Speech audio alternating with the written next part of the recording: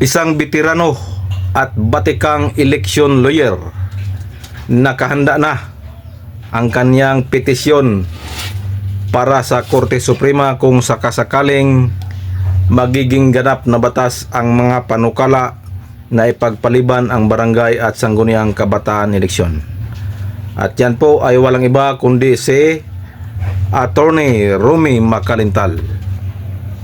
Dagdag pa ng batikang election lawyer, ang Kongreso ay may karapatan na mag-fix ng termino ng mga barangay at iski officials. Pero wala po sa kanilang kapangyarihan na ipospon ang barangay at sangguniang kabataan eleksyon.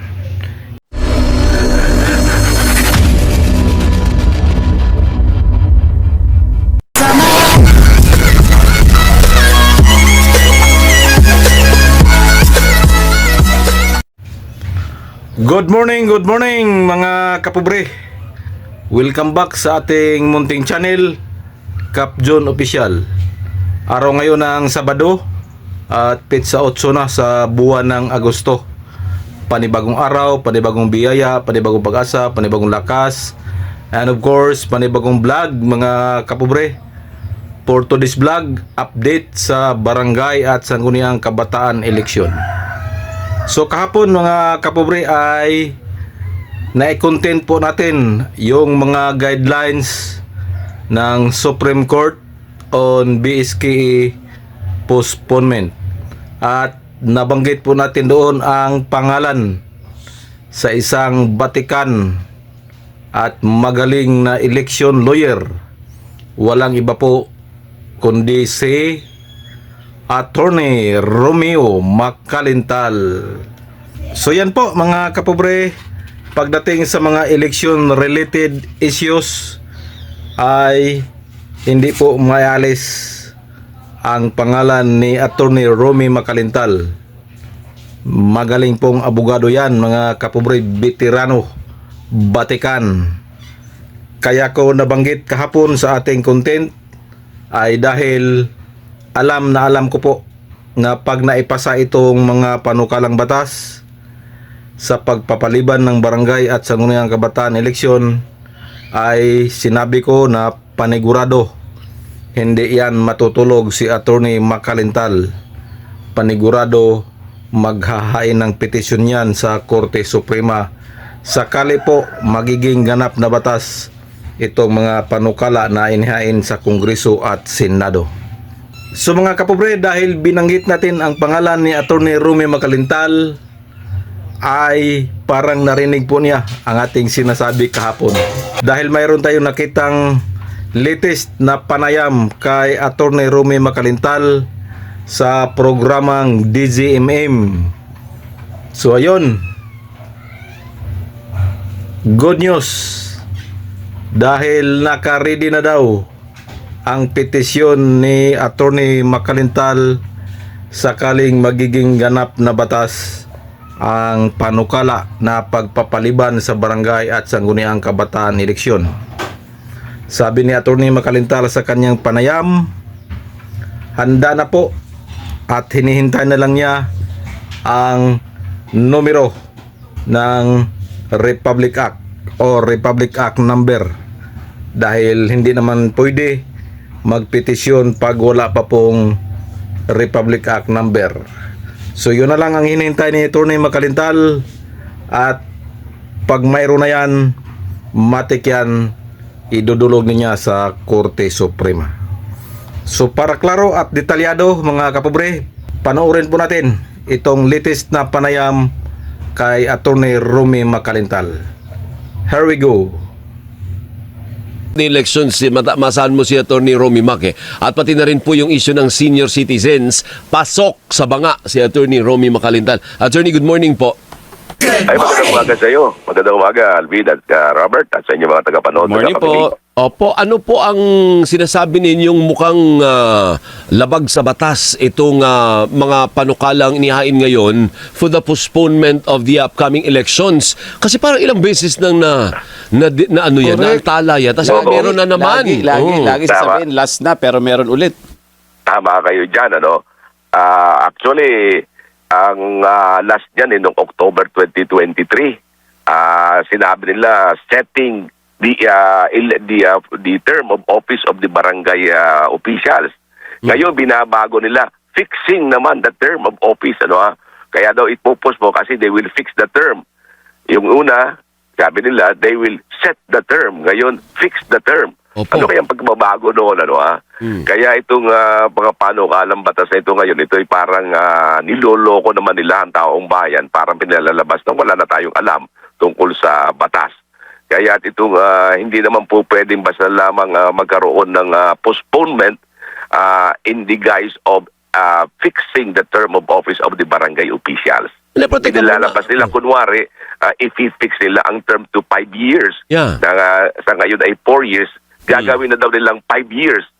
Pagkatapos, yung election ng November 2026, hindi na muna itutuloy. Correct.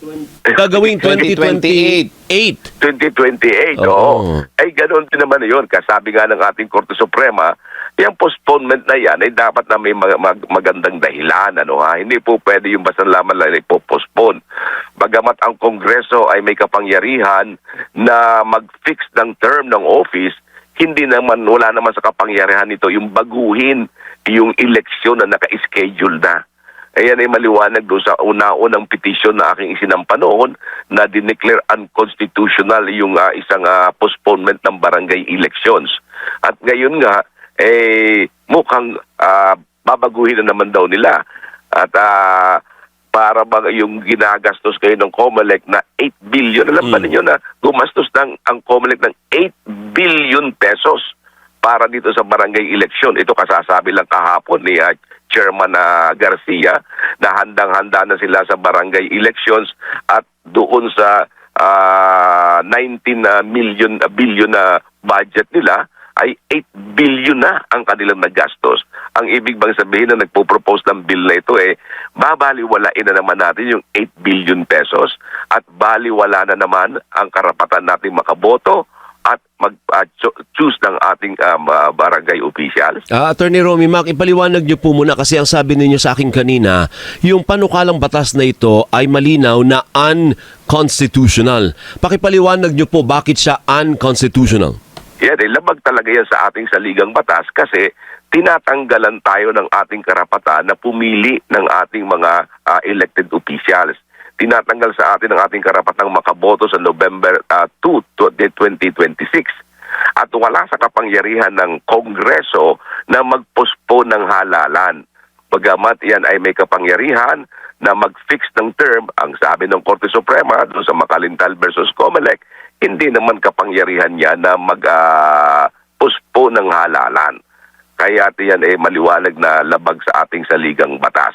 Kaya yan ay katulad nung nangyari doon sa naunang kasong isinampa ko, yan ay dineclare unconstitutional nga dahil sa wala namang sapat na kadahilanan para magkaroon ng postponement ng ating halalan.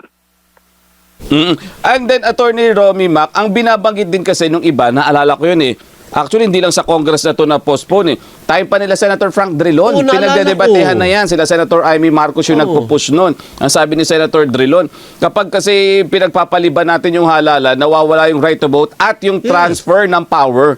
Give chance to others. At saka yung gastos, magtatapon na naman tayo ng pera.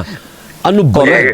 Para sa kanila, baliwala yung pera natin, Alvin, Yun, nakakasakit ng damdamin naman, na para sa kanila, baliwala na yun. Hindi lamang yun. Binaliwala na nila yung pera natin. Binaliwala pa nila yung ating karapatan sa ilalim ng saligang batas na pumili ng sarili nating mga barangay officials. Alam ba ninyo dito pa sa proposed na batas na ito, lahat ng incumbent hold over sila. Nang ibig sabihin, they are appointed by the Congress ng ating mga mambabatas. Ang mangyayari nilang, ang kanilang loyalty ay hindi na sa tao, kundi sa mga politiko. Yung mga politikong gustong magpaganda ng kanilang mga mukha sa darating. Kasi malapit na naman ang eleksyon, 2028.